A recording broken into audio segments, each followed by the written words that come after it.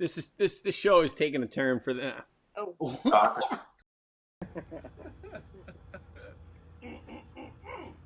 Sweep the leg.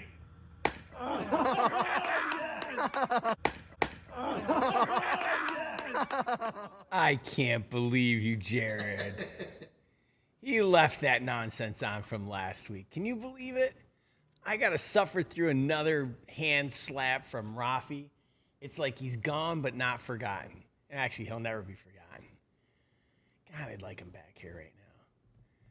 What's going on, everyone? Welcome to another episode of Monster Bass Live. We got a great show for you. We've got one half of the dynamic duo at JD Fishing Adventures with us today. It's going to be a great show. Drew's with us. We're going to talk about fishing.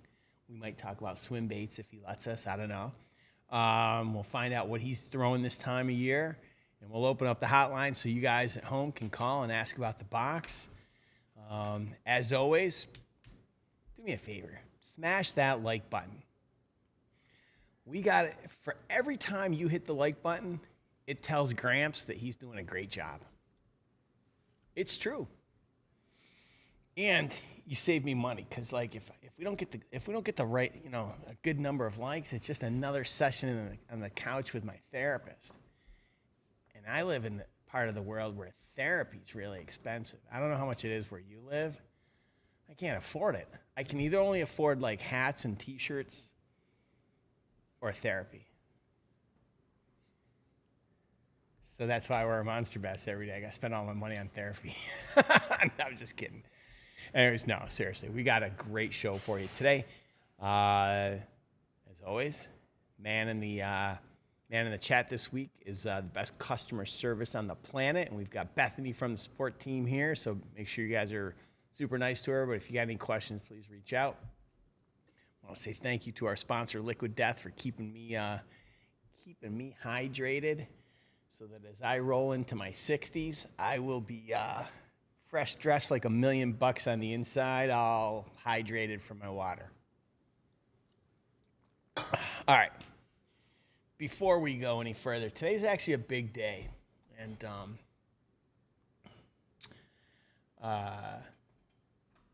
I want to give a special shout out to Joey Miller. Joey and his wife had a baby today. Jared, do we got a picture? Yeah, there we go. So Joey's the other half of JD Fishing Adventures, and he's not with us today because he's got more important things to attend to. So big shout out and congratulations to Joey and his wife and the birth of their daughter. And I also want to give another shout out. I want to give a shout out to Medium Mouth Fishing. So Eddie Arthur, he just passed 40,000 on Instagram, which is no small feat. I mean, it's one of two ways to do it, right? You can go out and buy garbage followers, or you can bust your ass, put in the work, and build a loyal following, and that's exactly what Eddie's done. And so big shout out to him. Congratulations on hitting 40,000 subs. Good stuff. Whew. I think I need another one. Again, folks at home, it's Liquid Death. It's mountain water. I kid you not. I am not like drinking beers, I'm drinking water. There you go. So, all right. So a little bit of news before we get started. Don't worry, I got golden tickets for you. And if you don't know what the golden tickets are, every Monster Bass box has a golden ticket in it. If I call your name and number, you shoot me an email, and I'll make sure you win some good stuff. All right, so some news. The website went live, so we launched a new website, phase one of the site. I'm really proud of it. It's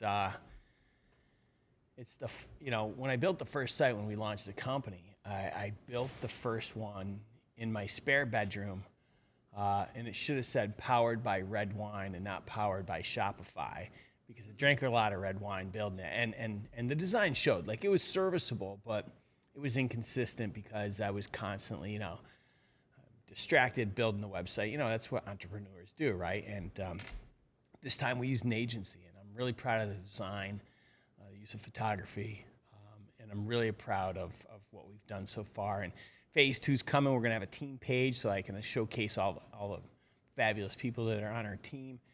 We're going to have a trophy room so that all your Monster Bass Monday pictures and PBs can get celebrated. We're going to have leaderboards, all sorts of cool stuff that I think you guys are going to love. What else? The fishing rods went live on the website. Hold on.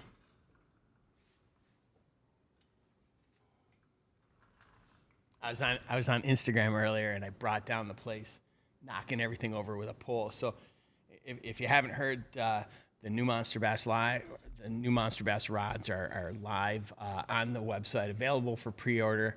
And I've got a buy one, get one 50% off code up for you guys today, in case you guys want to pre-order one. If you're going to buy the whole set, DM me, and I'll hook you up with a code so that, I'm taking good care of you. These are going to ship in November. When in November? I don't know. They're going to show up. You'll have in time for Christmas, though. Don't worry. What else? So those are exciting. What else can I share with you? Oh. Just solidified this today. Actually, Davey did some good work. So if you don't know who Davey is, Davey's on my team. He's one of the founders, and he works hard to get the baits that go into the box, he and his team. And we just solidified 3 iconic brands, 3 takeovers in a row. I think we're going to schedule it for January, February, and March. And, or maybe we'll do December, January, February. I don't know. It's going to be 3 in a row. It's only for the Platinum Series box. Oh, that's the other thing. Before I tell you about this takeover, I renamed the boxes because I surveyed 10,000 of you guys, and it was clear there was a lot of confusion around the naming conventions of the National versus the Regional Pro and which one was which and how it does. And so I just simplified it. I dumbed it down for people like me that need it dumbed down. So the boxes are now silver, gold, and platinum. I introduced a lower priced item. So for kids or people on a budget that really want to be a part of it but can't afford it at the time, I gave you a $20 option. And, it's super small, but you still get to be a part of it. And so the names are silver, gold, platinum, super easy. The other thing I did, going back to the 3 iconic brands, we are going to have 3 takeovers in a row. Strike King, Lunker Hunt, and Z-Man. Now, I'm excited about the Strike King because we didn't do Strike King last year. Lunker Hunt, I'm excited about because I got to pick some of the baits. I love their swim bentos. I think those are amazing. And then Z-Man, I just saw the lineup. So locked it in. You guys are getting a jackhammer. You guys are going to get a big bladed chatterbait. And that one's only... So these are only going to be available for Platinum Series. So even if you get in early, you're going to want to make sure you upgrade to get those 3 boxes. Those boxes are also going to come with, I think, a $50 gift card and some other stuff. So we're going to make sure that this is going to be off the chart, and you guys are going to love it. We're going to have some great guests that accompany those boxes. Daniel's actually going to be on in October or late September. We're going to break down the 2023 lineup of new baits from Z-Man. We just solidified that all of their panfish baits are going to be in our multi-species box. What else? Yeah, we got some really good stuff going on. So, Wayne Jones, how do I know what box I have at Monster Bass? I don't know. How much do you pay a month? Either you signed up for the National or you signed up for the Regional Pro. And the National would be the gold, and the Regional Pro would be the platinum. You can always log into your account. You'll see it there. It's pretty simple. Pictures of the rods with corks coming soon. No. There will be no rods with cork pictures. I can show you mock-ups. I can't show you the actual until they arrive because the rod that I just showed you, it's the exact same rod. The only difference is going to be the cork. It was a decision I made because originally this lineup was going to come with EVA. I got them in my hands. I chatted with a few of you guys, and overwhelmingly everyone wanted cork. I looked at them, and I got the price to upgrade to AAA cork, which, by the way, it's all imported from Portugal, and it's really high-end premium cork. I made the decision. So no, you're not going to get to see them. You'll see them when I see them. But I think it's a risk worth taking. So anyway, let's not waste any time. We got a great guest for you today. He's been on the Monster Bass team for about I don't know. We're gonna have to ask him. I don't know how long he's been on for. A year? Maybe a little more than a year. But he makes some really great content. He's super knowledgeable when it comes to fishing. And let's give a big warm welcome to Drew Cox from JD Fishing Adventures. What's going on, man? Hey, how's it going? I appreciate you. Yeah, thanks for taking time. What's been going on? Well, we transferred our heat wave to you, so I appreciate that. We've actually been in the 90s, the lower 90s, which is, I don't know, been since April. So I appreciate that. But otherwise, just out there making content, trying to catch fish, trying to capitalize on the fall transition. Nice. And, trying to stay away from the alligators. They're a little aggressive right now, but. Right. So for everyone, so for anyone watching, how many people we got? 66. Oh my God, we got like 4 likes. Is it something I said? Yes, Buddy Hinkle, Regional Pro is platinum.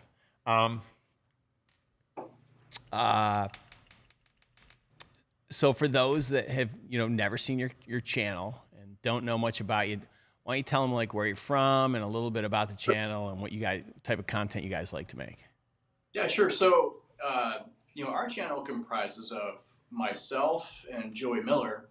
As you said earlier, he's celebrating the birth of his daughter today, and so he's not here with us. But it's the two of us and our kind of ridiculous antics, trying to go out and catch fish every day. I say every day because we are on the water usually 5 days a week. And you're married. We are.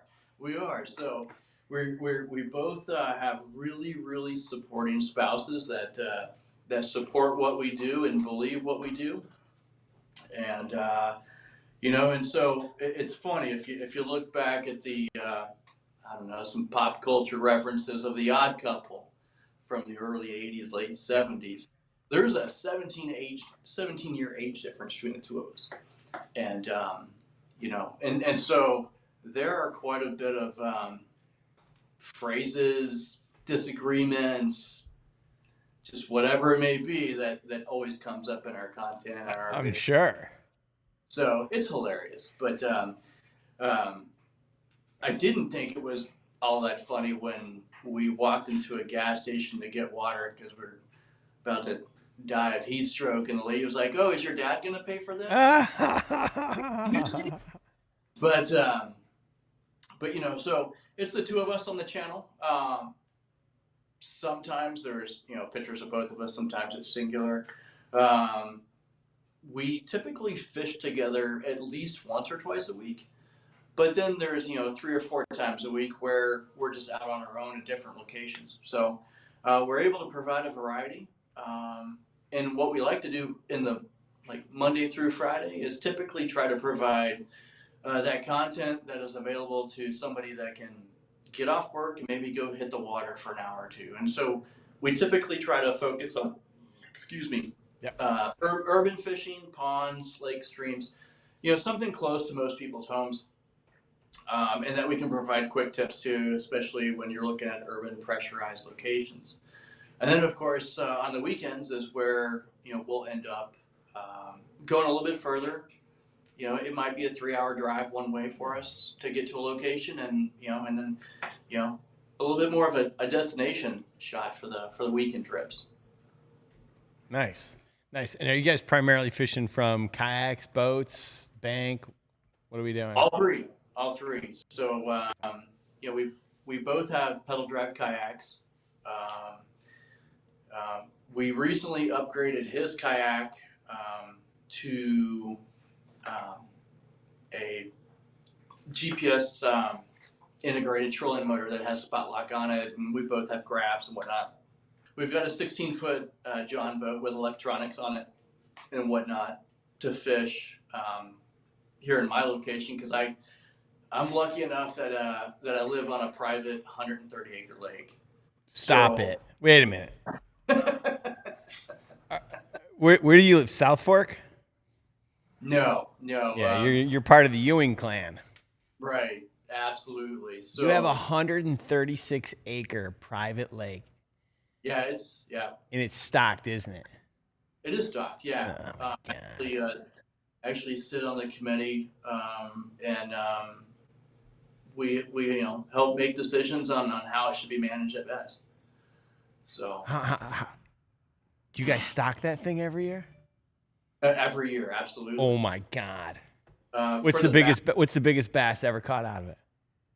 I think the biggest one that it's been a while, but I think the biggest one it was almost 13 pounds. Oh my God! So. Oh my God! We did get hit pretty bad years ago by Hurricane Harvey, which dumped a lot of sediment and turned over the lake pretty quick and made things a little difficult for us. But we're right back on track with the management standpoint. I think we're seeing fish back in the lake in the 6 and 8 pounds range with much more frequency. The cool thing about the lake is it's catch and release only for the bass. If you catch anything else, please take it. The catfish are a problem for us. I mean, I think our record is 53 or 54 pounds. Oh my God! And then I think it's 49 pounds on a flathead cat. But we have tilapia and bluegill and threadfin and gizzard shad in here for everything to eat. The only problem is there's a lot of alligators in here too, so it's not the most hospitable place to fish when you're in a kayak. So we typically take our John boat out here. So is there an effort at all to like get rid of the alligators, or you just can't? No, here they're federally protected, and so we can't really? Out it. We just have to be nice, I guess, if you put it that way. But it is what it is. I mean, they've gotten a little aggressive with us lately. It's pretty commonplace. Yeah. We did have one chew into a kayak last week, but it wasn't our kayak. It was somebody else's. But they did. I got to see all the teeth marks through their kayak. It was impressive. So, wow. So what? You're not gonna tell me your PB came out of that lake, are you? No. Actually, you know what? My first PB, which was a 10.6, came out of Arizona, and then I broke that PB, and that was an 11.3, and that 11.3 actually came out of the East Coast in Virginia. You hear that, Marty? 11.3. My biggest one here in Texas was just this past March, end of March, beginning of April. Yeah. And it was 10.2. Oh yeah. T-Rex, I don't know if you're watching.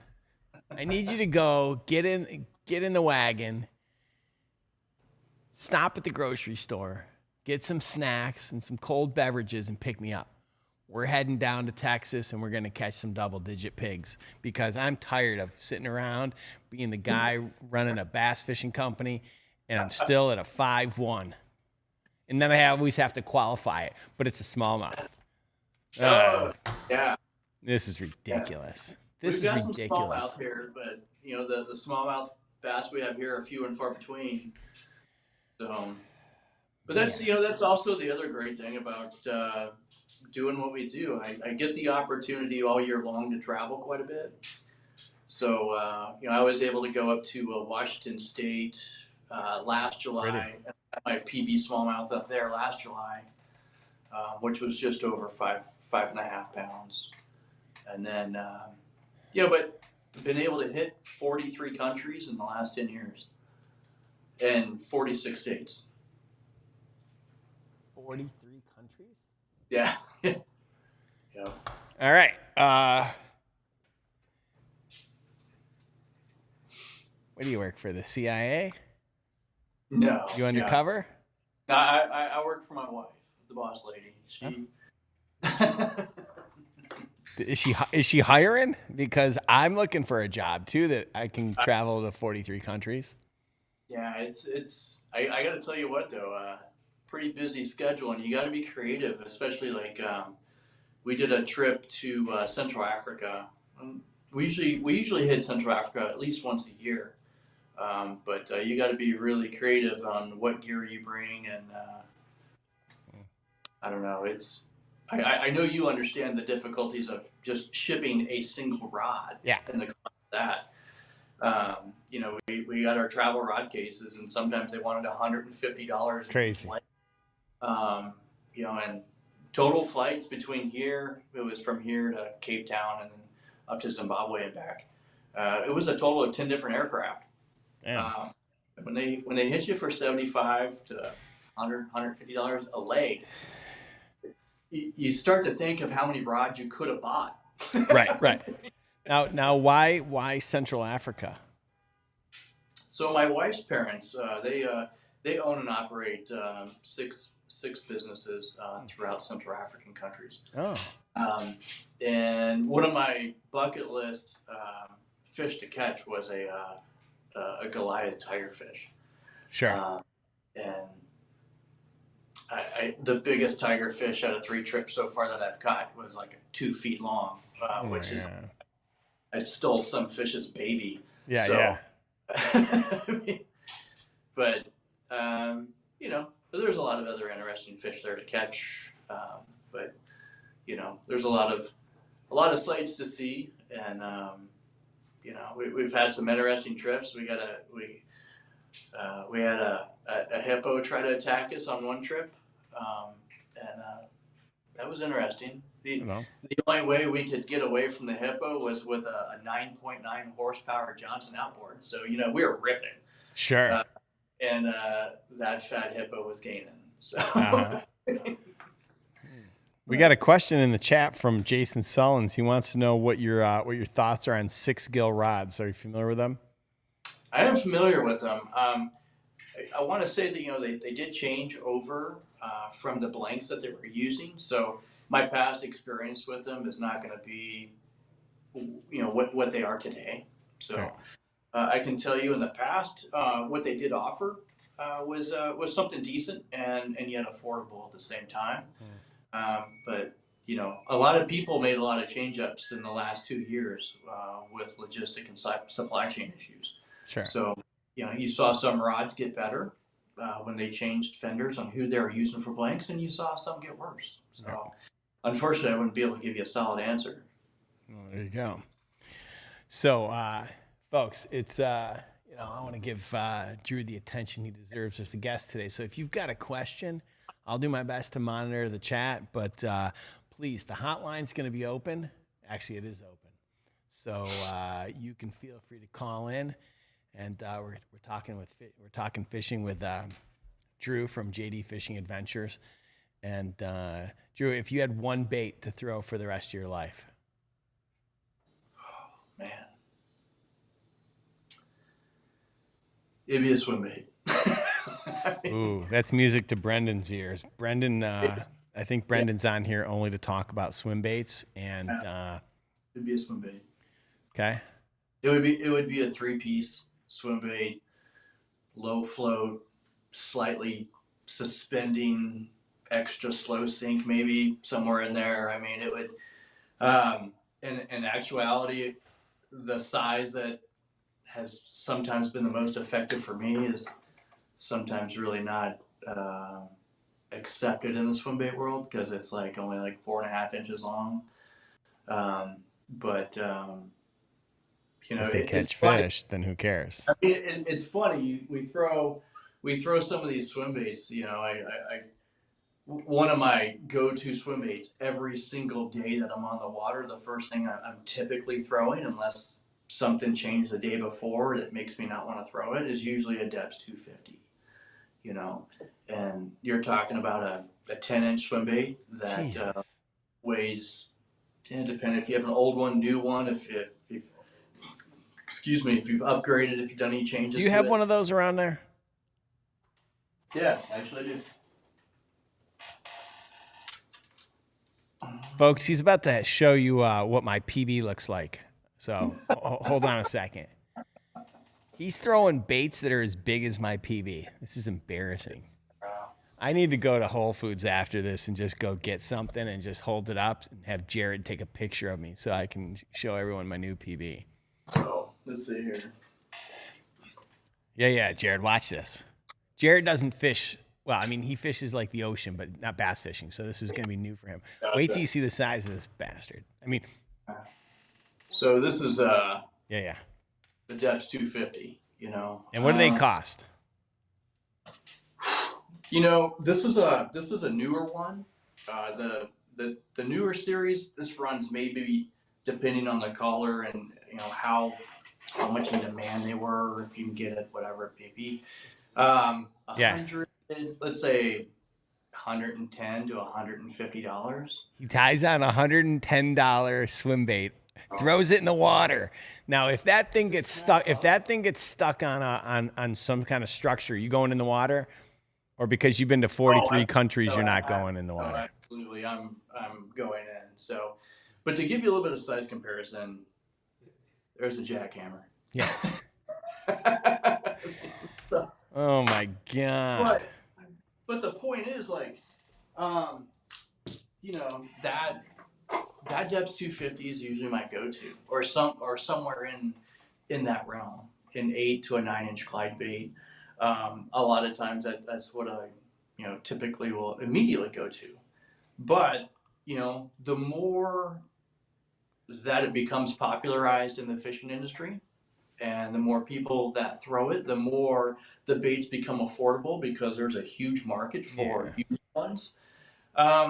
These fish have seen every color, every concept, every idea of one. They've seen it, and so then you have to downsize, or you have to do something that's a little bit different.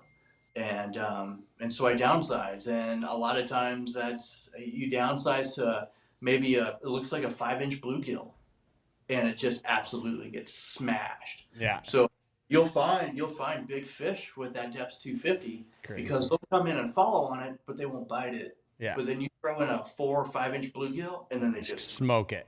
Yeah. Yeah. Yeah. So that's what happened March, April, whenever that was, with that 10-pounder, and but I mean, I don't just, of course, specifically fish just big swim baits. Sure. It's what I love. For me, it's one of the most challenging things, because it can be extremely difficult. But yet at the same time, like this past weekend, Joey and I went out.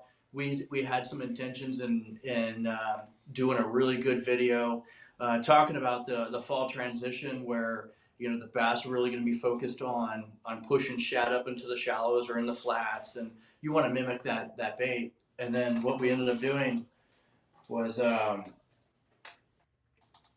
on a jackhammer, and we caught almost 40 fish this weekend. Yeah. It was That's crazy.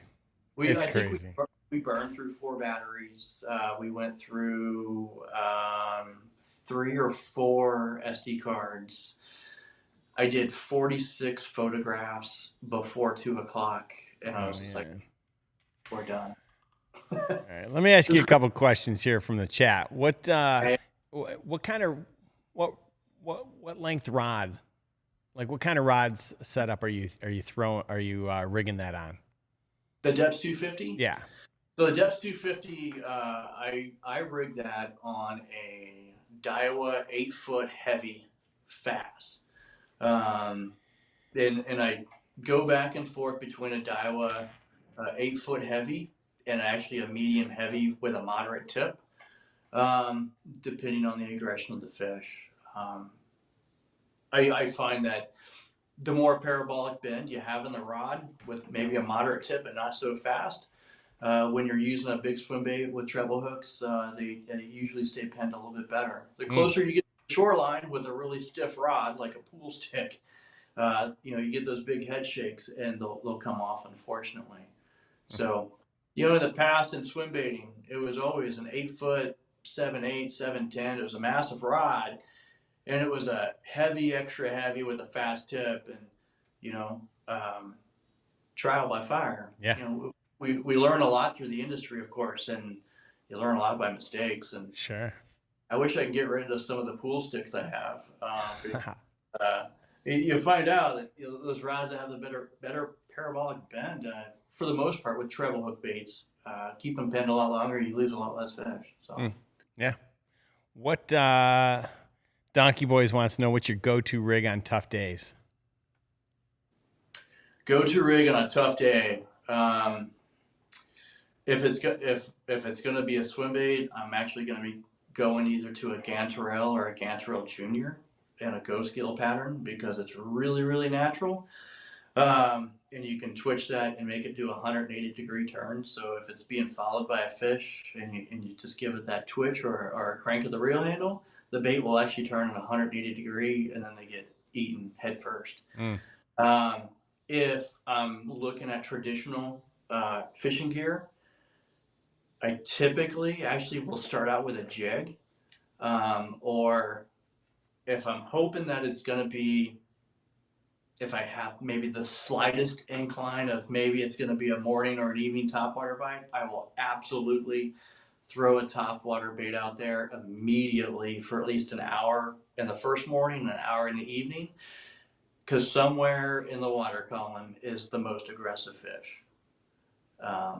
You may only get 1 or 2 bites, but for me, it's worth it. I mean, if you told me that swim bait fishing no longer exists, I'd be like, all right, well, I guess I'm going to have to default to topwater fishing. So, that's what we typically always try to do. Joey and I both, I'm typically throwing a moving walking bait. I have it be like a heat and spook or like the Ragnar, and cover a lot of water fast.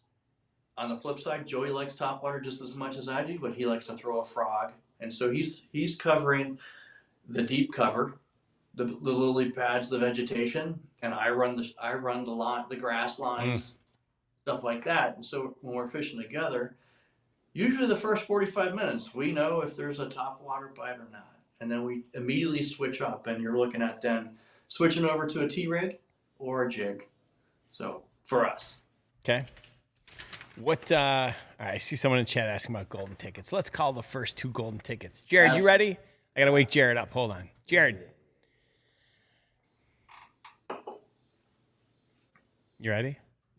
I'm just making sure. Nope, I'm not ready. All right, Jared's, we went out last night. All right, the first golden ticket number. If you're hiding and go into your box, grab your golden ticket. Individually numbered golden ticket. If I call out your number, send me an email at marketing@monsterbass.com. Show me the ticket, and I'll send you a box full of goodness. See how I changed that up? I didn't say a box full of crap out of my garage. I said a box full of goodness. The first number is 08316. The second one is 09558. Yes, I'm aware, everyone, that I changed the numbers up a little bit. Yeah. Uh-oh, I didn't do anything, Jared. I changed the numbers up a little bit. I printed some new ones, so there might be a combination of old and new. But don't worry. They're all good. All right, let's go to the phone lines really quick. You okay if we take a couple phone calls? Absolutely. All right. Chunk after chunk. Golden tickets. Sorry, first time. BJR. Don't worry about it, bro. Or if you're not a bro, it's fine. It's golden tickets, and I usually call them throughout. You should be able to see them up on the screen. I don't know where they show up on mobile, but maybe I'll move them. No, I won't do that. Jared's giving me the evil eye, so let's go. Oh, Coley Mac. Oh, Cupcake Coley. I need to talk with her. All right, let's go to the phone lines and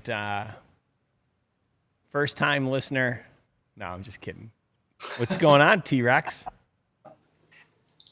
Not much. How you doing? Yeah, I'm good, bro. How are you?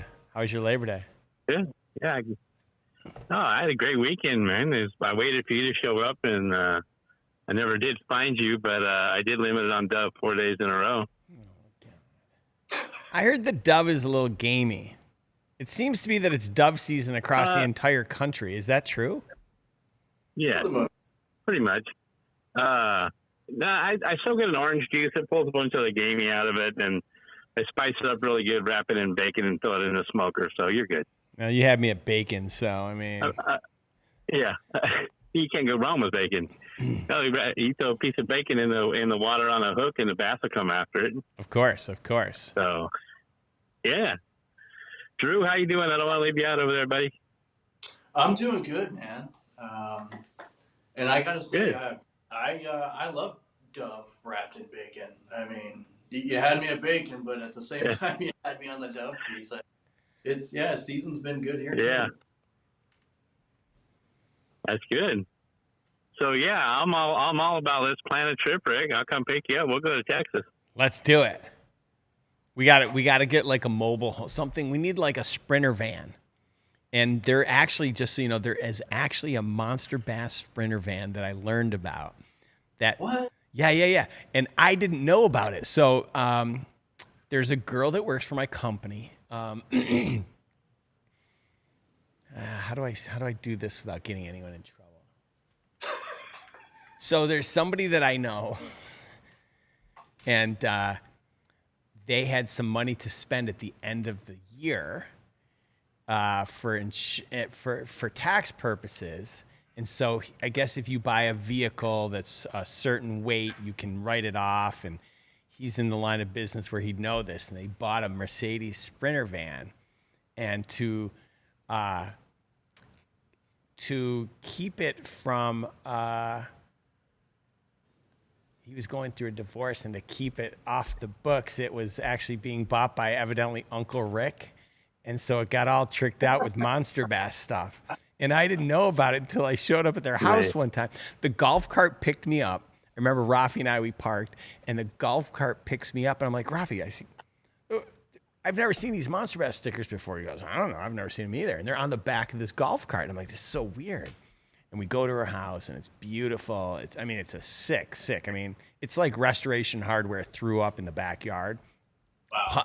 Beautiful, like 2 hot tubs, putting greens, grotto, whatever. And then at one point, he took me out to the garage and showed me the Sprinter van, and the whole thing is wrapped in Monster Bass. And I was like, and then and some kid was in there, and the kid goes, "Oh, is this Uncle Rick?" And I'm like, "Wait a minute, what is going on?" Everybody knows about this thing but me. So the end of this is T-Rex. We should try and get the Sprinter van, and we'll just cruise across the country. We'll head down to Texas. We'll shoot them up with some guns. We'll do a little fishing, and we'll eat some barbecue. That sounds perfect. Sounds good to me. Okay. Can we leave tomorrow? No, I can't. I don't. I'll check with my boss first. Oh no, I got a big birthday party on Saturday to go to. So, All right. you have any questions related to fishing, guns, or barbecue, or Texas for Drew? For Drew, I know you said that you have your top waters you go to. Yeah. What about, midday when it's hot and you're fishing more of the bottom? Do you go with a deep diving crankbait? Yeah. It depends what time of year for me. So, because here we got 2 seasons. You have hot, and then not as hot. Yeah. And, let's be truthful about it. But again, I fish from California to DC, and so typically wintertime, spring, fall, those cooler water conditions, I'm going to actually go with a jerkbait that's going to get down into the middle column, and if I don't find anything active in the middle column, then I'm gonna drop down into like a creature bait, a soft plastic on a T-rig or something like that. or I'm going to go to a jig with a little bit increased size on the trailer. If it's summertime, I'm absolutely not even going to mess with the top of the water column or the middle, and I'm immediately going to a jig with a craw trailer, super tight to cover, or you might be punching pads with it. Anything that provides them any type of shade and relief from the really bright sun. And of course, there is a lot of times with that, that type of cover, there's 1 to 2 degrees of water temperature change, which also then means there's more oxygen. So typically a jig or a punch and bait is where we usually go to immediately in the middle of summertime.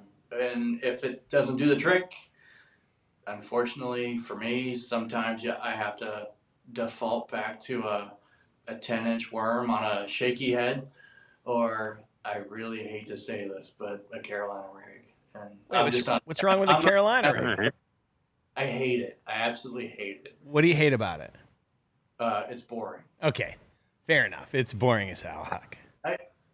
I like moving. It is boring. I always like to be reeling, doing, adding some sort of, twitch or whatever it is to the bait. I like doing that. And then for me to go fish a Carolina rig, I'm just like, should probably just go home. Yeah. Well, in the last couple months, I've been staying pretty much top water because the water's been staying 78 or so, and I've been killing it with the Ragnar. Everybody knows. But the last couple of weeks here in California, as you know, it's got super, super hot. Water's in the mid 80s. So when I went up to Lake Cahuilla this weekend, I threw top water for a few minutes, but I wasn't getting nothing. And I was looking in my boxes, and I said, "Oh, I've never tried one of these. I've never used a rattle trap." And Rick sent out the Usuri one knock. I put that thing on; it was like fire. I just like every other cast. Yeah. Not any real big ones. I think the biggest one I caught was like 3 pounds, but I pulled in 2 little dinkers at one time with that thing. The biggest and difference then I lost it. The bass are going to follow the bait fish. And so if you replicate the bait fish typically with super hot patterns, the other thing is, this monster bass bait here, you're replicating the bait fish again, just as you were with the lipless. And we've been doing that pretty well too. When that top water bite tapers off, and it's 95 degrees at 9 o'clock in the morning, I immediately go to some sort of floating jerk bait that's going to get me 3 feet down on water column. If that fails, then I got to go deeper. But, again, I can't stand using a Carolina rig or head. Speaking of Carolina, sorry, go ahead, T-Rex. Well, I was just gonna say I threw that, and then once I lost it, because where I was fishing was pretty rocky, and I lost it probably about 15 foot deep. And I'm not going swimming, so I switched over to a jig with a crawfish on it, and they just kept on biting. So it was actually a good day on Monday, but I was off the water by 11:30 because it was hot Monday. Ugh. Yeah, everybody's getting beat down pretty bad lately with the heat. That's for sure. All right, so speaking of Carolina, T-Rex, who you got winning the Super Bowl this year? Not the Cowboys. Come on, not the Cowboys. They don't even have a shot. Everybody in Cowboy Nation right now is like, this is going to be our year. Go ahead. Who you got? I think the Commanders have a better chance than the Cowboys do. Wow. Okay, but who you got winning it? You got one pick. I still like the Rams. Listen, I love the Rams. Great choice. What about you, Drew? Who you got winning the Super Bowl? I don't. I'll be honest. Oh, no, don't do this. We were having such a good show. I know, but I usually, actually for quite a few years, I've actually just followed college football. I know. You want to end the show now, but No. If I did, listen, the game hasn't even started yet. There's a big game tonight. yeah, but I haven't honestly. This is the first year that I actually have not actually even watched any football yet, any preseason, listened to a podcast on it. Absolutely nothing. We just been busy trying to keep up with fishing. So Fair enough. All right. So all of you guys at home watching this, I want to see in the chat who you got winning the Super Bowl. And if you want to call in and give me your thoughts, I'm down to hear them. You're probably going to be wrong because everyone knows I'm going to be right, or at least in my own mind. But listen, tonight's game's going to be a great one. T-Rex. Yes, sir. What'd you barbecue this weekend? Dove. Smoker. Yeah, sorry. I should have known. Maybe I need caffeine. That was a stupid question on my part because I know. I mean, you sent me Well, pictures. If it makes and you happy, I also smoked up some stuffed mushrooms. Oh. nice. All right, good stuff. Yeah. All right, well, I'll let you guys go because I'm sure there's plenty of other callers, and I don't want to hog up all the time. So, Drew, have a good day. Thanks for coming on and visiting with us. We appreciate it. Appreciate and, it. Rick, I'll catch up with you. All right, T-Rex, thanks for calling. Huh? Bye. I love T-Rex. He calls in every week. He's consistent. Every week. That is the one thing that is a constant with the program. Yeah, you got T-Rex. I haven't seen Brendan. I'm a little disappointed. I'm probably mad at him. I might have to ban him from the show for 3 weeks because I told him that I was going to have a guest on that was going to come and talk about swim baits with him. And what time is it where he's at? He might be fishing the night bite. I don't think speak of the devil. I start talking smack about him, and it's so good that he that I didn't say what I was about to say because he popped on just as I was about to talk some smack about him. So for everyone that's listening, if you're brand new to Monster Bass, thanks for tuning in. We do this. We get together every week. We have great guests. We talk about the baits in the box. It's your opportunity to call in. If you've got questions about how to fish the baits in the box, don't be shy. Call the number listed on the screen. Ask our guests. Ask someone in the chat. I mean, guaranteed you can ask someone there and they'll answer your question. But this is your opportunity to get up close and personal with a brand.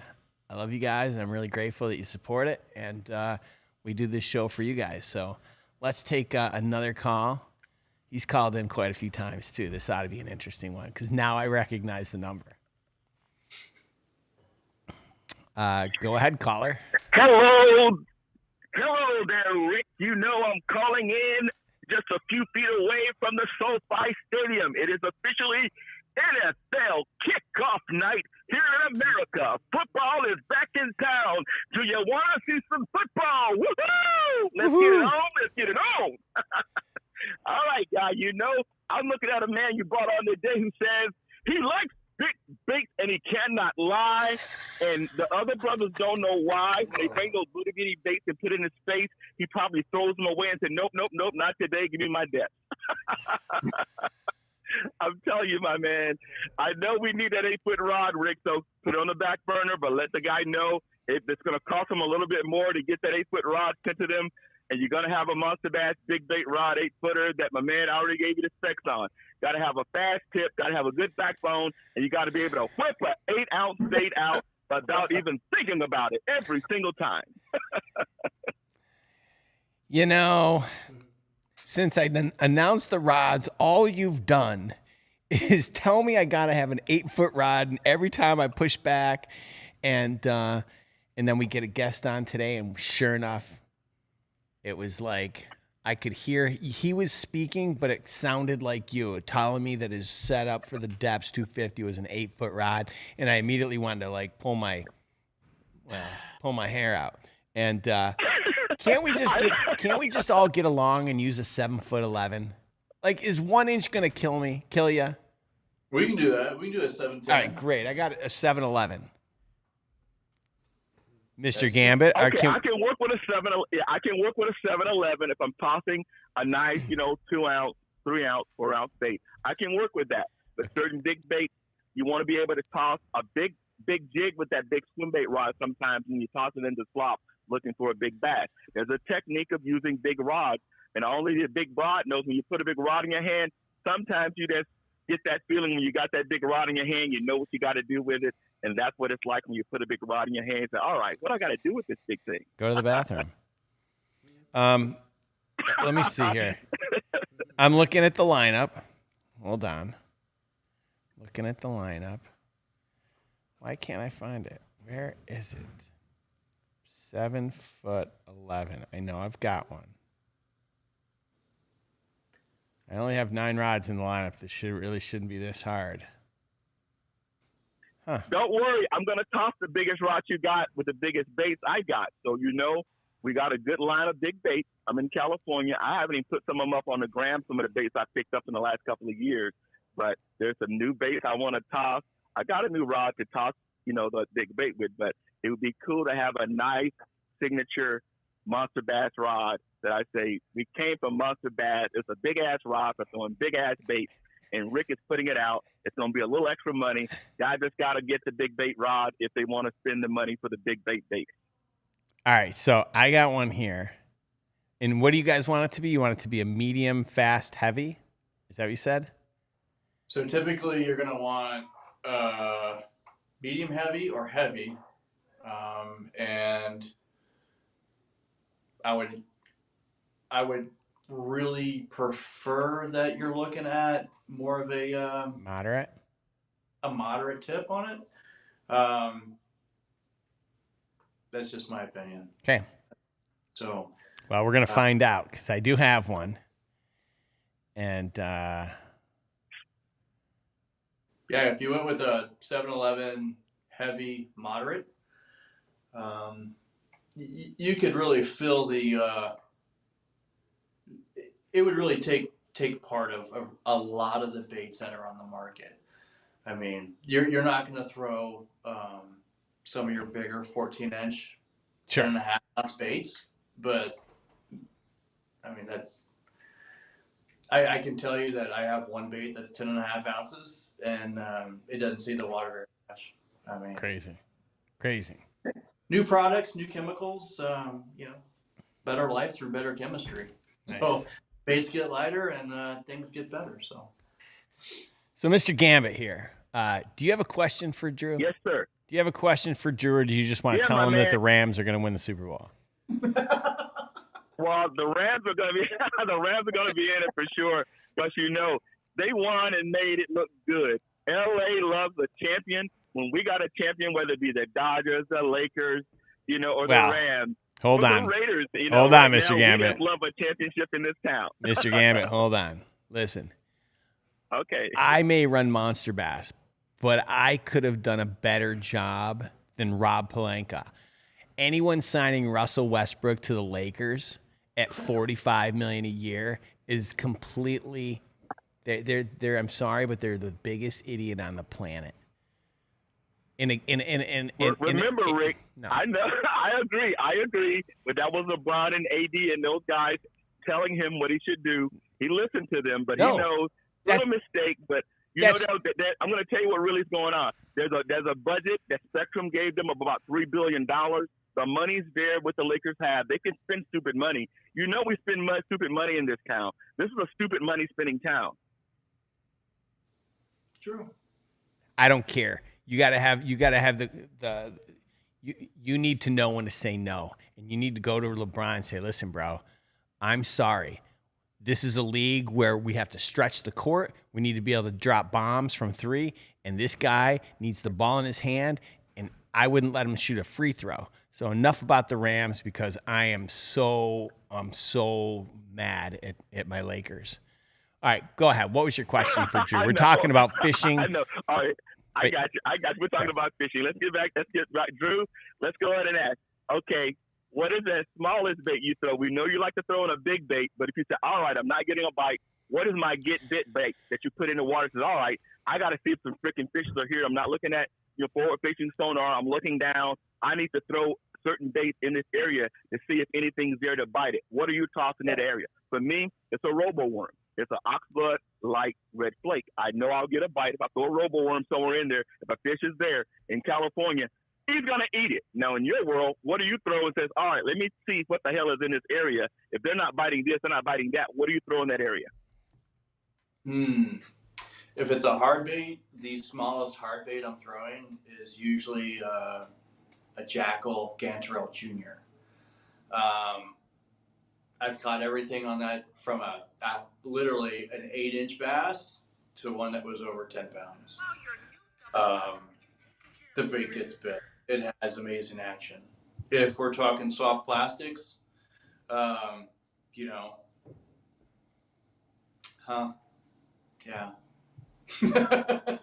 I will. The smallest. That sounds good. Smallest bait that I'll drop down to is typically going to be like a 4.5-inch craw on a T-rig. So, and I know, we've got Dat Van on our team, and that guy slays some fish on some smaller baits, and gosh, I just can't. It hurts my soul. Let's just say that it hurts my soul to fish that way. But if I'm on a fish finding mission, Joey, the other half of JD Fish Adventures will tell you, like if we're getting skunked and I literally just need to find the fish or I need to verify that they're here, it's funny. A white Roadrunner, 1 ounce, 16 ounce crappie jig. I will throw it through the water for 30 minutes just to verify fish are there. If I get bit on it, I know the fish are there. I need to change something up. If I don't get bit on it, we leave. So, but typically that doesn't happen anymore, But usually I'm looking at a T-rig with a 4.5-inch craw, or I'm looking at a 4.5-inch Gantarelle Jr. on a hard bait. So. Good stuff to know, my man. That's what I'm saying. Big bait guys, sometimes we don't know when to put the big baits down. And that's why I put the word out. When it's addicting, you got something addicting in your hand, don't be afraid to put something else in your hand, especially when they're not biting. Monster Bass is giving out a lot of stuff. Rick know he did something crazy this week. Do you know what Rick sent an email to most of the people on the VIP list? If they're on that VIP list, Rick he sent something out, and I said, he's crazy. And I looked at him on the gram a little while ago. He said, I did something crazy. Rick never admits that he's doing stuff crazy. The first time I've heard it in the last 2 years, the man admitted he did something crazy. He said, if you take 6 months and you're on that VIP list, he's going to give you a freaking rod. Nobody does that when you subscribe to things that you get a rod. Rick said he was giving out a rod, so if that's still on, guys, and you're on Rick's VIP list, you get a rod. So go get your rod. If Rick says that code is working, it may not be working by the end of the night. It may not be working tomorrow, but get on that goddamn list and see can you get a damn code from Rick. I love you. Thank you. All right, brother. Take care now. Love you guys. All right. Hey, Whose house? Whose house? Oh, Mr. Gambit, you left me hanging, man. It's Ram's house. God. I feel so dirty now. I feel like I got cheated. All right, let's see what this guy has to say. Go ahead, caller. You're on the air. Where are you from? Hey, my name is Brendan Brown. I'm from Georgia. I think 99% of you who watch this know who I am. So, hello, Drew Cox. Hey, hello. I think we talked a little bit before. So, yeah, absolutely. I hope everything's going pretty good for you. So, not bad at all. Rick, how's it going? And I'm gonna switch it up here. What did you have for dinner, Rick? All right. First of all, Brendan, you asked me 2 questions. Which one do you want me to answer first? Whichever you want. All right. How am I doing? I don't know. There's 59 people watching or 70 people watching and only 45 likes. So I feel like I need to call Hit that like button. No, I need to call my therapist right now. Can you get me a therapist? Expensive. Yeah, well, I don't know. I mean, it Yeah, might be I fun to think they're try. expensive. Might be fun to try. Yeah, 45 likes. That's unbelievable. You asked me what I had for dinner, Brendan. It is 5 o'clock here. I haven't even had lunch. I ate a granola bar today. Yuck. I live 12 miles from my office, and it takes me an hour to get there. I drank a coffee. Oh man, is the traffic bad and everything? I don't know. You tell me. 12 miles, 1 hour. 12 miles an hour. I would assume so. Then. Yeah. Man, do you live like in the city, like way deep in the city, right? Well, nobody really lives in the city except for people like Jared, because Jared wants like a giant lot. Jared wants like a giant lot because he's a photographer, so he wants one of those things that I lived in when I was in my 20s, and okay, yeah, back in the 20s, jackass. God. So. Drew, I know you like to make lures and stuff. I saw some of your lures and they look awesome. But what is your favorite wood to work with any sort of your big bait? So like your big wake baits, glide baits, or like hard body swim baits. Like what's your favorite wood to work with when making those? You know, probably the best one that I have found is basswood. Same. Basswood is easy to carve. Probably the same density and softness that you'll find in pine. The unfortunate thing about pine is that it has so much grain to it, which makes it's hard to retain that detail. Yeah, it makes making something halfway symmetrical a little difficult with the amount of grain in there, and it's also with the amount of grain in there creates different weight balance issues that I find in pine. So I typically do my best to try and make something to the best of my knowledge and ability as symmetrical as possible, and then I immediately mold it and then try to cast it in resin. So, nice. You know, so then of course after that, the next process we do is we fish it, we balance it, and we make sure all of our actions are appropriate. But then then I've got to find somebody obviously a lot smarter than me to use, like, I don't know if you've ever used Fusion software for 3D AutoCAD, but I am far too dumb to figure that out, let alone spend that much time on alert to figure it out. So I got to reach out to vendors to do a 3D rendering of it to ensure it's symmetrical, because we've been doing this. We opened our business about a year ago, and I've yet to actually put any baits for sale because we wanted to absolutely perfect our craft.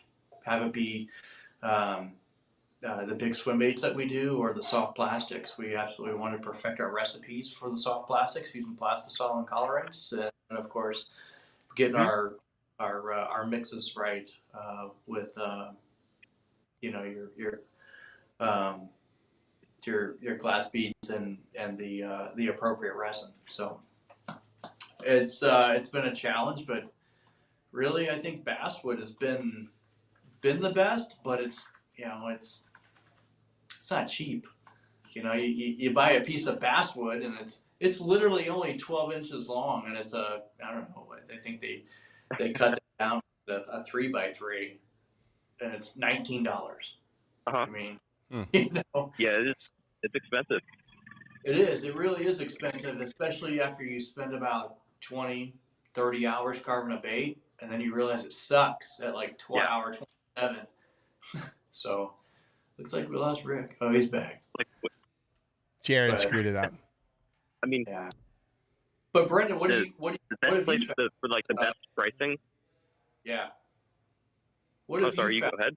Best for you? Basswood, definitely. I like basswood a lot. I think it's also easier to balance because you need less weight than you would use in pine, which is awesome. Sure. So, because that's kind of annoying when you're putting weight in a wooden lure, but that's totally different when you're resin. When you use resin, you have to spend the weight inside of them, which takes forever because you go through so many baits, and resin is expensive. So you have to buy gallons of resin, and then you've got to put the weights in there. You got to make sure it's all lined up perfectly, and it's a mess. But the best pricing for wood I found is called Heineke Wood. They can custom cut you any piece of bass wood like that you want, and it's actually really good pricing. So Really? you might want to look them up. They're really, really good people. Yeah. Yeah, They're definitely cheaper than most people. yeah. I mean, resin runs. I guess the resin that I've been using runs about $185 to $200 a gallon. So Yeah. Whoa. yeah, you go through all the work to make a mold, to cast it in resin, and then all of a sudden you realize it sucks, and you're out. And then you That's okay, the worst. I'll do another one. I'll do another 3-piece bluegill, or I'll do whatever. Yep. And it's definitely a learning curve by no means, but I don't hate the process. Actually, I love it. I mean, because I learned so much of the next bait, the next one to the next one, and then you go out and you fish these big swim baits, and you realize, wow, I paid like $130 for the swim bait, and this thing is trash. You know what I mean? Totally. Yeah. And then all of a sudden you realize that there's some sleepers out there that are quite affordable, and they're not charging enough for them. But then you absolutely know there's some stuff being flipped that are just absolute trash. But it's I can tell you I have a much bigger respect for all the guys out there that are doing it the long way, the tough way, going out there testing baits, manipulating weight and balance. I got so much more respect for those guys that are spending doing it every day. So, and your baits, they really put in the hours on those baits.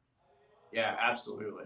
I mean, I got to tell you, some of those guys that do the carvings, wow, from a detail standpoint, I'm an idiot. I mean, it's like, I know. It's the same it's here. like, did you see I have Drew's so new much bait? trouble with detail. Yeah, it's like, I What? don't know. Sometimes I look at some of these guys' baits. I'm like, yeah, I'm just gonna get my box of crayons out and draw me a new fish. Apparently, because some of these guys are just on an. But I mean, you look at the bull shad. Yeah, I mean, it's pretty. From a. Yeah, it's not pretty, but it catches. It's. When we first started the company, Headstone Bait Company, we first said we got to sell it to the fishermen before we sell it to the fish. Because the fish are never going to see it unless they buys it, and you find that you got to add a bunch of stuff to a bait sometimes that has no relevancy of whether that bait's going to catch fish or not. Other than that, you got to sell it, you got to put it in the hands of the person that's going to go catch the fish, and so it's one of those things. It's but like selling baits as far as selling them to the fishermen or to the fish. It's pretty funny. Right. Yeah, I mean, you put all that work into it just for fish sometimes, or the fishermen, which raises the price sometimes, which is annoying. It does. It's sometimes you'll find that artificial supply and demand. But I mean, I think your baits look great too, man. You got some sweet designs. So. Well, thank you. Really, thank you so much. Yeah, I can tell you definitely spent a lot of time. So a lot of cases of beer. Well, thank you. Thank you. You don't drink beer, do you, Brendan? To see whenever you get some baits up. No, I don't. I'm underage. Yeah. I didn't think so. Yeah. I think Mom would kick your ass. I mean, pretty much, yeah. Yeah, I don't want to be doing any sort of underage drinking, but that's just me, Yeah. I'm sure a lot of people have done that before, but I'm not doing it. Never. That's just not my style. But by the way, Rick, that website looks awesome. It is so easy to navigate and actually find the lure that I'm looking for. So that's like the biggest thing, because like the old website, I had so much trouble. Like I had to go through each and every page to find a lure. Yeah. And I was like, oh, this takes forever. Why isn't there no search bar, or there's no like organization? And once you released it, I was like, yes, you did it. So great job on that. It looks awesome. The pictures and everything. Thank you. Wonderful job. Thank you. I'm still working on that. Wait a minute. Hold on. I just got to ask a question. John Tyler, is that, I see him in the chat. Is that JT that I went to school with? If it is, I'm so like, when I see random people show up in the chat, like my roommate from college showed up. And so when I see random people and I'm like, wait a minute, anyway. Oh my goodness, So it do any is. of your like kids fish? What's that? Go ahead, Brandon. Do like any of your kids fish, Rick?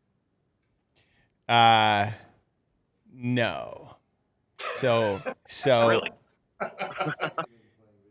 So my son Maximus. So I have like this guest house in the back, and Yeah. and he lives there. And so when he was going from 8th to 9th grade, or in the summer of 9th grade, yeah, he was going in 9th grade. I said, "Hey, buddy, I'm like, would you like to move into the back house?" And he's like, "No." And I'm like, "Why?" I'm like, "It's too far away from you." I'm like, "Well, why don't you give it a try? It's summer, and you can have lots of sleepovers, and your friends will come over, and you can start to have privacy and start to learn about like responsibility." And he's like, "All right, I'll try it, but when I don't like it, I'm moving back." I'm like, "Yeah, sure." He moved back there, and that was it. Now when we talk about moving, he's like, "Are we gonna have a guest house?" I'm like, "No, bro. Not every house has a guest house. We just got lucky. This is Los Angeles, and I'm not a billionaire." So anyway, my son doesn't fish. Typically, what I do is I'm in the front house, and I can be in bed, and all of a sudden I'll hear screaming and yelling, and he's either killed somebody in a video game, won, or been killed, and I literally hear him. Now, in between the two houses is the pool and some yard. Right behind the guest house is the neighbors. I can only imagine what they must think. They must hate him so much because he's so loud. He doesn't go fishing. And so, yeah, I don't know. It's just me. You guys live near Castaic Lake? Yeah, within an hour. Wow. You definitely need to go there. That's like one of the top 10 places I want to go. So just definitely give it a try. If you ever have any chances to go fishing, go there, and maybe meet up with Butch Brown or somebody up there. I'll do my best. It's big fish land, or used to be big fish land. It's still big fish land. What are you talking about? It's California. I'm planning a meetup for... like the trout stopped stocking. Yeah, it's trout stuff. Garbage. In some of the areas. Yeah, it's garbage.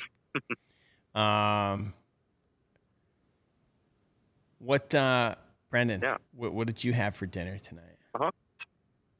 So I had chili. Turkey or... No, your mom didn't make... Yeah, but your mom didn't make it with turkey. She made it with beef, right? Bacon fat. And... No, beef. Of course. No. Yeah. Yeah, she did the whole thing. It was delicious. I love it. I love it. Did your mom make like biscuits and stuff? She made garlic bread, so that was homemade bread. Homemade bread, garlic sauce, the whole 9 yards. Oh my God! It's the house smelled so good. I mean, whenever you're down here, just come on down and we'll have a feast or something. Yeah, listen, I'm telling you, I'm ready. All right then. I just need someone like Josh Moody. Like, isn't Josh Moody in your backyard? I'm not sure. I know he's around here somewhere. Isn't Mr. Gambit around here? No, Mr. Gambit's in my backyard. Mr. Gambit lives in Los Angeles. I thought he was in Georgia. And I've never met him either. I should probably go and have like lunch with him someday. I definitely need to meet up with Joshua. He gets some big fish. He catches a lot of them too. He totally does. That'd be cool. He totally does. So. All right then. All right, bro. And definitely buy or make that 7-Eleven heavy, moderate, fast action, but make sure it's a split grip. That's the only thing I like. And a bigger handle. Why don't you guys just design the damn and make thing? Sure to have a handle on the front. Why don't you guys just design it for me and then we'll just build it? How's that? How about this? How about I'll let the two of you and Mr. Gambit get together, powwow, and the next series that's going to come out can have whatever rod you want. And we'll call it, you guys come up with some snappy little name, and we'll put it out there. Okay. And whatever. Done. Sounds good. Great. Now, I just want to let you know something there, Brendan. Your baits are going to go live next week. Oh, that's awesome. Thank you so much. Yeah. I'm super excited. Yeah, for those watching at home, then. Brendan makes baits at home. And what do we got? 3 different ones up going live on the site? Nice. I know we have 2 jerk baits and They're in a white color, a pearl white, and like a more green pumpkin. Just two colors that do catch fish. That's what I just wanted to say. Great. It's just two known colors that catch fish. All right. So, yeah. So, all right, buddy. Then. Well, thank you both. I enjoyed talking. And Rick, I think I might speak with you later on this week, I think you said. Oh, yeah, I did. So, all right, then. All right, buddy. Thank you guys, and both of you enjoy your night. All right, you too. Take it easy, man. Talk to you later. Bye. He has called the show 70 times. Wow. He's called more than anyone else. He's very consistent, and I appreciate him. Hey, there's Joey Miller in the chat. What? Yeah, instead of changing diapers, or I guess the baby's just probably sleeping, not really pooping much. Yeah. But just sleeping and taking care of mom. He's here on the show. Congratulations, bro, to you and your family. It's really exciting, and glad everything worked out all right.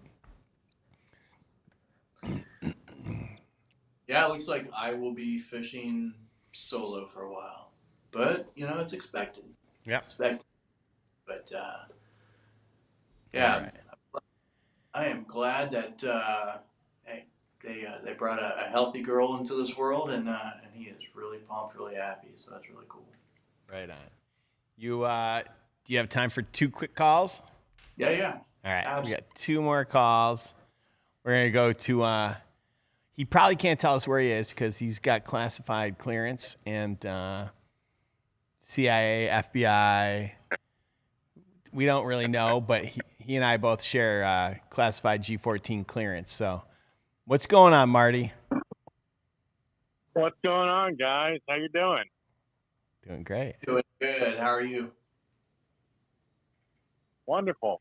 Hey, so I'm calling in a couple of things. Rick, the last show you did with when you were by yourself and got all the audience participation, Yeah. I thought that was a fantastic show you did. And Drew, I got a question for you. I'm getting into spinnerbait, and this spring I latched onto a short arm spinnerbait, which is, it looks almost like a buzz bait, except for you got a big willow blade on there. That top arm is real short. Have you had any luck with that? Because we were killing them here in Virginia on that. Where were you at in Virginia? I'm right in Fredericksburg. Okay. So, were you fishing public or private? Were you like up at Mott's Run? Were you fishing out at Lake Anna? I mean, Oh, I don't. So Lake Anna, you don't go anywhere near Lake Anna after Memorial Day, and Mott's Run is too recreational. So we have the other reservoirs around here. We have Lake Mooney and Hunting Run, yeah. Nye Reservoir. That's where we go here, and they're all just super clear water. And this spring, when we had that wind blowing, that short arm spinnerbait was just tearing it up. Yeah, I bet. So I lived in Fredericksburg for 12 years. I worked for the fire department, Wow. and we only worked 2 days a week, so I had plenty of time to fish. Hunting Run was one of my favorite places. But yeah, so that short arm spinnerbait. My only concern with the short arm spinnerbait is that a lot of times you get short strikes, and it's only because of the design of the bait. Because the fish are going to key on that willow leaf, and when that willow leaf is farther away from the blade, from the hook itself, a lot of times I see guys putting stinger hooks on there and stuff like that. But I mean, were you in a fall transition on that bait, or was it springtime? Because typically, especially with that clear water in the area that you're living in, I mean, spinnerbait has always been outstanding up there. The white chartreuse mix was always one of my go-tos when I was fishing out there. Yeah, it's so I was using I think it was a number 6 silver willow blade on a chartreuse and white with just, a curly tail grub trailer. And I can tell you, I might have got 3 short strikes the whole spring. So waiting for fall transition. The water's turning over right now. So, I think next couple weeks it'll be a lot better. They're going to be moving up into the shallows a little bit more. But this summer it was tough here. The temperatures were real hot, and we were catching bass down at 25, 30 feet all summer. Whoa! Wow. So not good spinnerbait weather. But hopefully the fall will pick up. But yeah, this spring, Hunting Run and Lake Mooney, we were crushing them in there. And I'm talking 5 and 6 pounders, pretty consistent all spring. So we're all up here waiting for the fall. And I got a local guy that makes spinnerbait, and he's going to come out with he's going to do 4 specific spinnerbaits for me, because I like to promote the local guys in the area that make their own baits. And he's going to do a special set of 4 for me with my YouTube channel on it and stuff. And we're gonna see how we do. But I didn't get any video this spring of using it, so hopefully this fall I can get some good video and be able to promote this guy a little bit more. But yeah, I was just wondering if you use that short arm very much.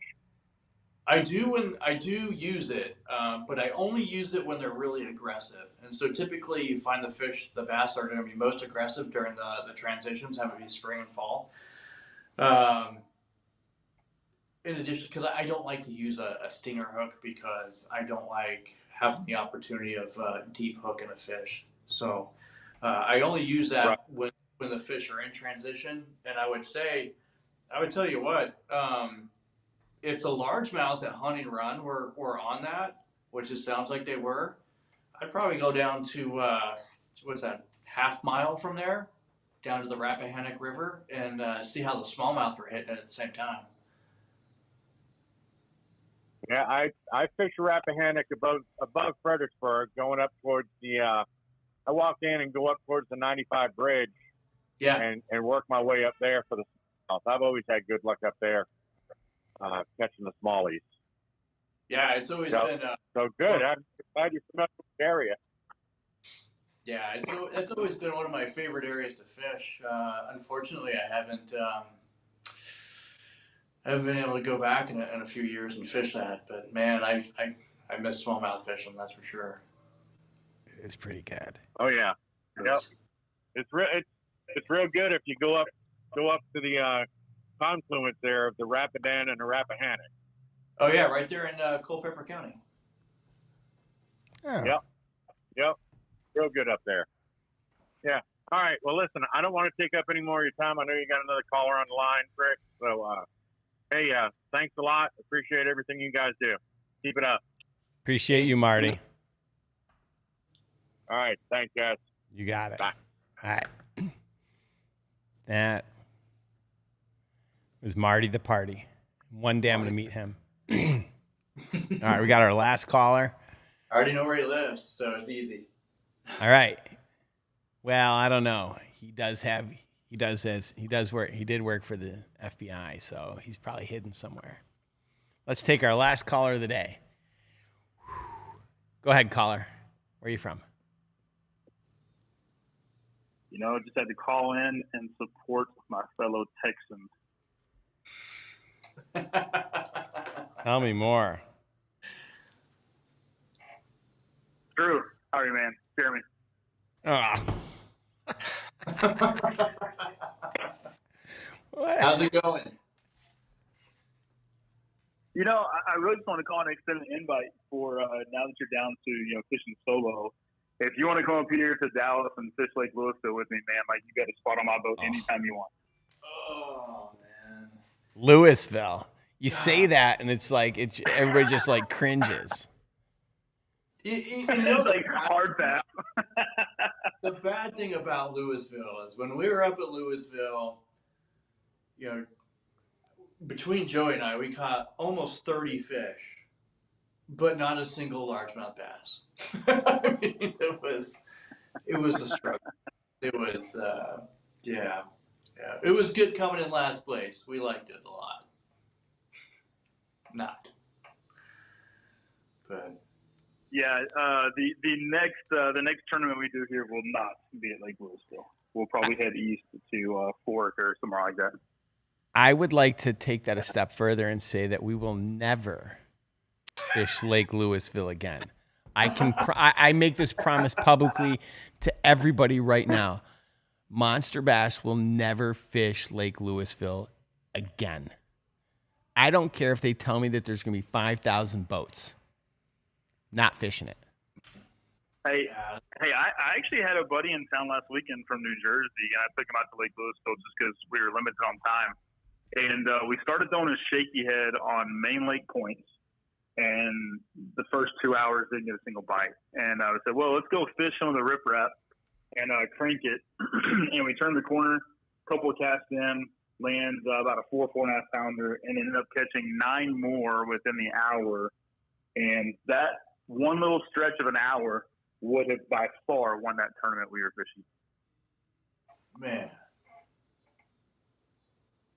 I don't know where But they're this is. there, but yeah, it's not a great lake at all. Great cause, bad lake. That's Absolutely. it. That's it. Yeah, you know, Drew, we got to talking while you were here, and I started learning more about some of the baits and designs that you're making some of that, but I didn't realize how much we had in common in our style of fishing. Because I can honestly say to this date, which I've only been back 4.5 years, but I can still honestly say I've not once ever tied on a Carolina rig. Ever. God, I hate it so much. It makes me feel like less of a person.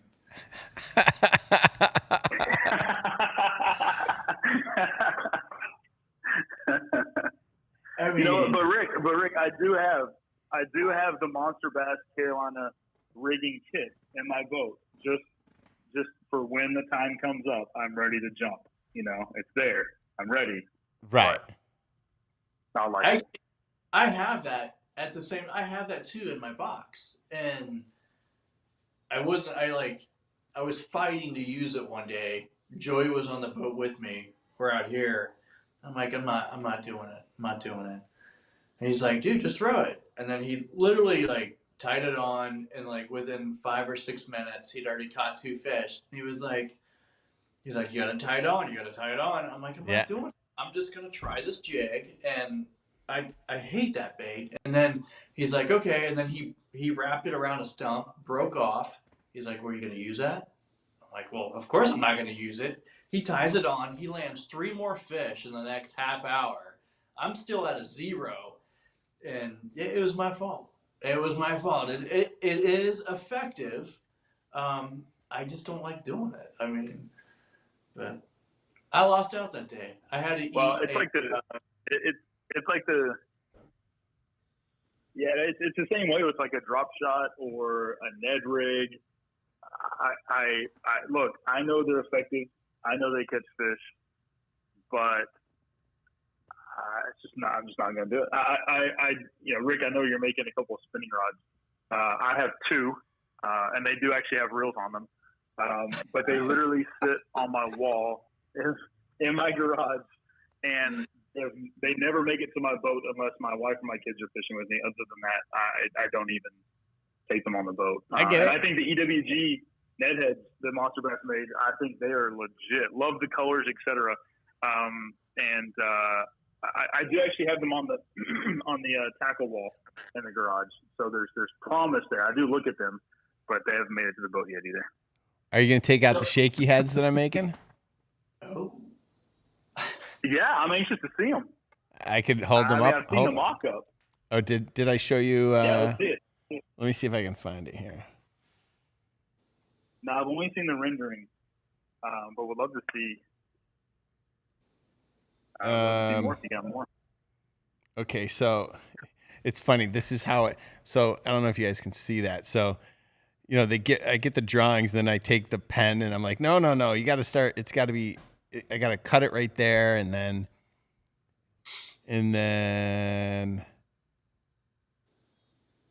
yeah, then I get the finished product, pretty much like everything that I wanted, because I want to design them all right. Nice. And then I think I have I have one of them. I don't think you can see this, but this is Very green. This is green pumpkin with some red flake. And then a little bit of like a football head design almost, and that's a little more of like a diamond shape. And then here's the round. black ones. Okay. And I'm gonna have two different versions. So I'm having some made that are a different shape that are tungsten. These are obviously lead. Nice. Okay. And they'll come in 3 different sizes. Ooh, should I show you guys this one? The only thing I found with the tungsten shaky heads is the metal, the type of metal doesn't mold as well to the hook being inserted. So after a while, when you're dragging it through a lot of rock, the tungsten will wear down over time. I know it sounds crazy, but I've actually seen it happen. Here, let me show you something else.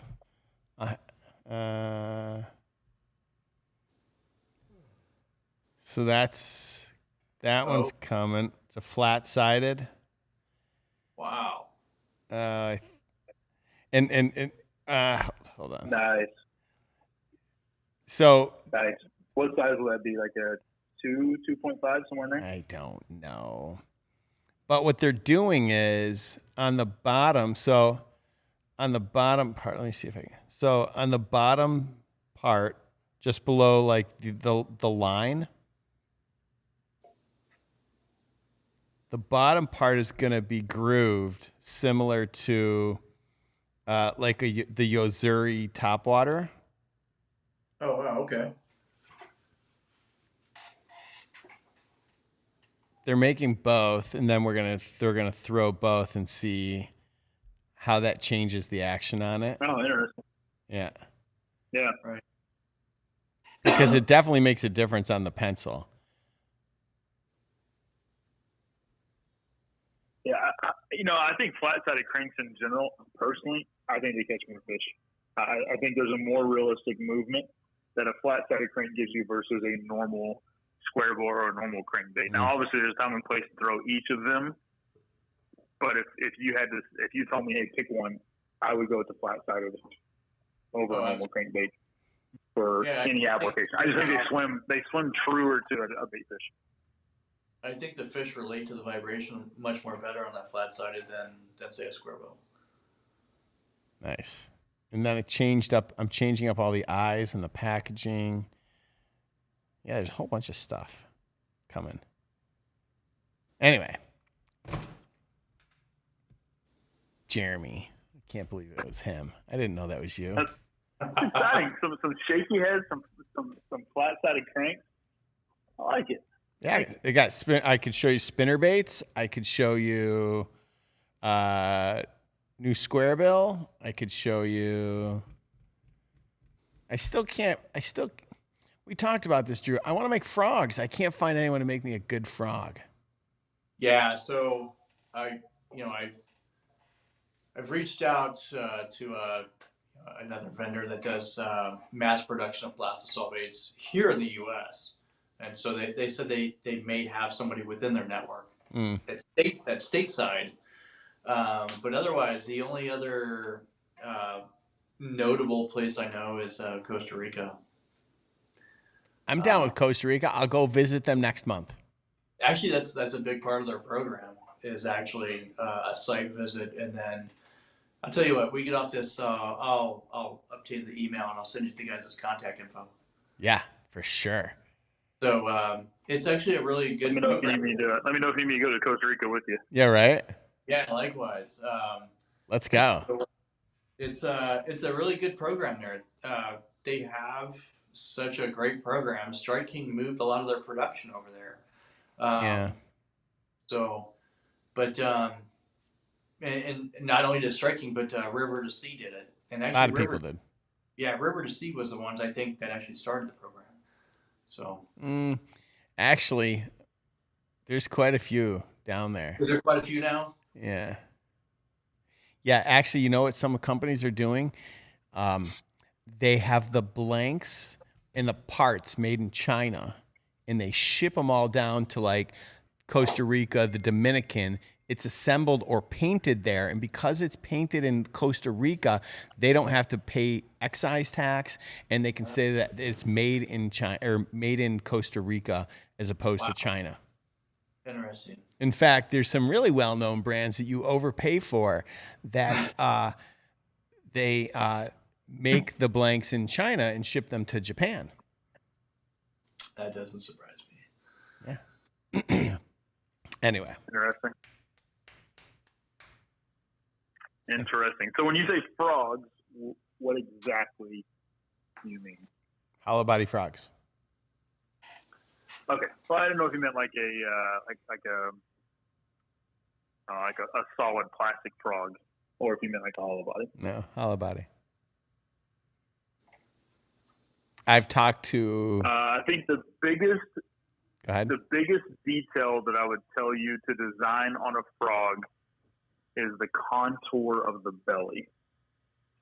That is the single most overlooked portion of a frog that I think most people don't even really consider, is what the contour is like of the belly of the frog. You know, some people say, "Oh, it's a walking frog," and then the bottom of it is as smooth as can be from right to left. It may be oval and round, but there's no like hole. You know, almost like a boat, right? Like if you want your or say like a kayak or a canoe, you would never get in a kayak or a canoe that didn't have some sort of rudder system, right? They can actually cut the water. That's what helps you turn. So if you're going to walk a frog, even if it's just a popping frog, etc., you still want some hard lines on bottom that are actually going to catch the water and cut through the water. And with very little effort, when a frog is designed the right way, you can literally just barely twitch it and walk it in place without even moving a single inch forward. But they're, in my opinion, few and far between. Even though a lot of people say they're walking frogs, they don't walk at all. Agreed. There's so a couple of issues that we found with the frogs is it either pops or it walks. There's 16, 17, 18 different models out there from different companies. Very few of them, maybe 3 of them, actually walk and pop and do it well. And the ones that do it well still have their backfalls. Their hooks are too narrow. That decreases your hookup ratio. The density of the concave lip on the front is so thin, it creates a good pop, but after 2 fish, it rips a hole in it, then it takes on water and sinks. Or you have tassels on the tail of the frog that are 6 inches too long. And it's like, I've never bought a frog that I didn't take out of the box and not have to manipulate, not have to change. And like, for $11, I shouldn't have to take this out of the box and change it. I mean, it's simple plastic here. 100% agree. 100% agree. Whether you're like, I cringe anytime I see people that are like, "Oh, let me put it in water and boil it," or "Let me do this to the legs," or "bend out the hooks." I'm like, why did you buy that frog then? Like, I don't get it. It's my biggest pet peeve, I think, in fishing is seeing frogs. Rick, plug real quick for Monster Bass, but this is honest to God truth. And I'm no way compensated by this company whatsoever, but the Blitz Lure Popper Frog that came on a Monster Bass box back in 2 years ago. What, 2019? I mean, it was like November 2019, if I'm not mistaken. I almost took the frog. I did an unboxing video, Rick, and I almost didn't even take out the package because I thought, Blitz Lures. Look, tell me if I'm not spot on here. What a lot of people say, Blitz Lures. Never heard of this company. Yeah. Must be garbage. Yeah. Why did Rick put this in the box? There's no value in this. This is a filler. I'm just going to throw it away. All right. That was my thought process. Honest to God, I'll tell you the truth. I almost just put it in like the giveaway box and thought, I'll just give it an opening video. A couple of weeks later, I was going to a lake and it was a lot of grass and a pre-spawn. I thought, you know what? Let me just take this frog and see. Let me just see what it does. I knew it was a very yellow and green frog. I was fishing in kind of a dirtier water lake in Oklahoma, and I thought, all right, let me take this. the way that frog walked, popped, spit. I mean, straight out of the package. I didn't cut the tails. I didn't bend the hooks. I mean, soft plastic, etc. The way it was designed, to this day, hands down, is my favorite frog, and all because you chose to put it in the box, Rick. It is incredible. The Blitz Lure Popper Frog, made by a guy named Terry out of Arizona. Yeah. Small company, you know. But that frog is awesome. Hands down, fantastic. Well, there you go. A, I know you love that frog. B, I have enough to put him in the box right now. Oh.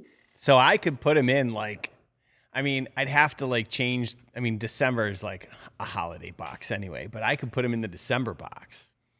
And I could give everybody one of those frogs. If people don't like them, if people don't like the Blitz Lure Poppin' Frog, you can personally tell them to call me and complain about it. And I'd be happy to have a debate with them about why they're wrong.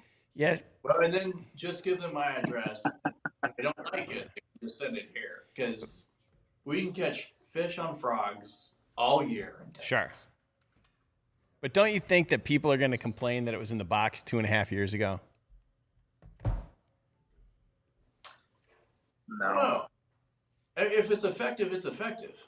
I mean, I've got one bait, and I've got 14 versions of it. So I don't complain about that. I mean, I break baits. I lose them. They lose their mojo. I got to get rid of it. I got to retire it. I don't know. I can't go out fishing with a confidence bait and not have a backup. And if bait happens to be solid, I also didn't want that bait in multiple colors then. All right. Well, you heard it here first, folks. We're gonna let Jeremy and Drew decide, and we're gonna put the frog in the December box. I think. There you go. Put your regional pros to work. Everybody in Texas and Florida will be thankful. Well, what about the people in New York? They're gonna get one. I didn't bring it up, so. Yeah. Anyway. All right. All right, guys. I'll hop off. Just wanted to call and say hello. Drew, keep up the great work. Rick, you as well. Thank you, sir. You too. Hey, and for those that don't know, just quickly, Jeremy manages all those amazing pictures you see on our Instagram page. That's all Jeremy. So I really appreciate it because you take some really beautiful pictures and you make the Instagram page look really nice. So I don't know if I wasn't supposed to say that, but I'm saying it anyway. So thank you. Hey, I'm a semi-pro hand model, Rick. That's what I do. You're so good at it. All right, man. It's actually easy, yeah. You know, when there's such great baits and lures that are coming in the box, it is super easy to showcase them and highlight them. And real quick, last thing I'll say is I'm also pumped. I know I posted about it today on my page too, but the Sandtone Lures Swim Jig. Yeah. I already had a dozen of them in my boat. That's how good they are. They're made here in Texas. Another regional company that some people may not know of, but if you're at Lake Fork and you mention Sandtone Lures, everybody knows what it is at Lake Fork. So that's how good that company and those jigs are. So you did well. Great pick. Thank you. Thank you very much. All right, man. You have a great night. All right. Have a good evening, guys. All right. Bye. Yes. Okay. Well, it was a heck of a show. And, not bad. Yeah, I really want to thank you. We kept you on a little longer than we promised, and I know you got to get back to your family, but thank you so much for taking the time to be on the show. And next time we'll have you back with the other half. Yeah, when the other half. Right. Yeah, I appreciate the invite. I appreciate the time and talking to people. So we're really thankful for that. Yeah, well, thanks. And if you guys at home aren't following them, go give JD Fishing Adventures a follow, and check out what they have. They create some really great content, and I think you guys will like it. So, all right, Rick, I appreciate it. I'm gonna duck out. All right, man. I appreciate you. Thank you so much. Have a great night. Right. Thanks a bunch. All right, bye. I've got 2 other golden tickets. Hold on. Greg is wait. Dang, I want on. What do you mean? Oh, yeah, Greg, we're offline. I would love to. All right, for everybody watching, keep the Greg. You can be first next week. I apologize, but he's already shut it down, so there's nothing I could do about it. The golden tickets. Next, I happen to pull them from the new list. So these are all from this month's box because I couldn't find all the other lists, so I could pull them from both. And I don't know how to use the software that they use to randomly generate it. So I just randomly picked 4. So I apologize, everyone. Keep your old tickets. Don't fret. It's all good. I promise. Greg, if you got a question about the upgrade with a rod, just DM me. You know where to find me. I'll take good care of you. All right.